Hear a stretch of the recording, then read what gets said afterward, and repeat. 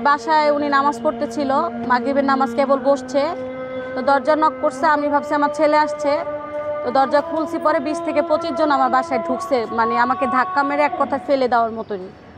তো ঢুকে তারা ওকে নামাজ পড়তে দেয় নাই, না যায় নামাজে 3 রাকাত নামাজ ও পড়তে পারে নাই, নামাজের মাঝখান দিয়ে টেনে ওরে উপরে উঠাইছে।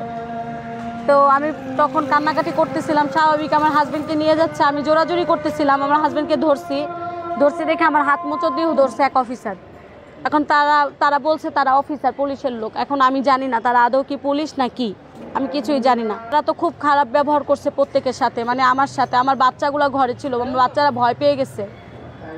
বাচ্চাদের সামনে এই ধরনের তারা আচরণ করছে সবার সাথে, আমার হাজবেন্ড আমার সাথে। আমার বাচ্চাদের আমি আড়াল করছি, বারান্দায় পাঠাইছি যে বারান্দায় যাও, বারান্দায় পর্যন্ত তারা হামলা করছে যে বারান্দায় কে আছে, কেন বারান্দায় পাঠাইছেন। বাচ্চাদের উপরে ধাক্কা ঢুক্কা মাইরা বারান্দা তারা দেখে যে বারান্দায় কে আছে। আমাদের বেকারির বিজনেস আছে। না কোনো সুখ, আমার হাজবেন্ড বাসা থেকে বেরই হয় না, কারণ ও একটা সিগারেটও খায় না। এখানে আসার পরে এখনো আমি জানতে চাইতেছি যে আসলে উনি এখানে আছে।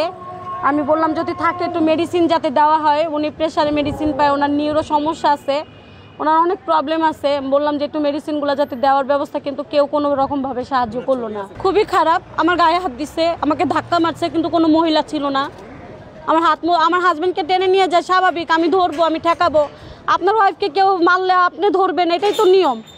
আমি পুলিশের ড্রেস পরা থাকলে তো তাদেরকে আমি বাধা দিতাম না, তাদেরকে আমি বলতাম না যে আপনারা কারা, এই প্রশ্নটা করতাম না। আপনারা আমার মতো সাধারণ ড্রেসে সে গেছে, তাহলে স্বাভাবিক আমার মনে ভয় লাগবে যে এটা এলাকার কোনো শত্রু কিনা।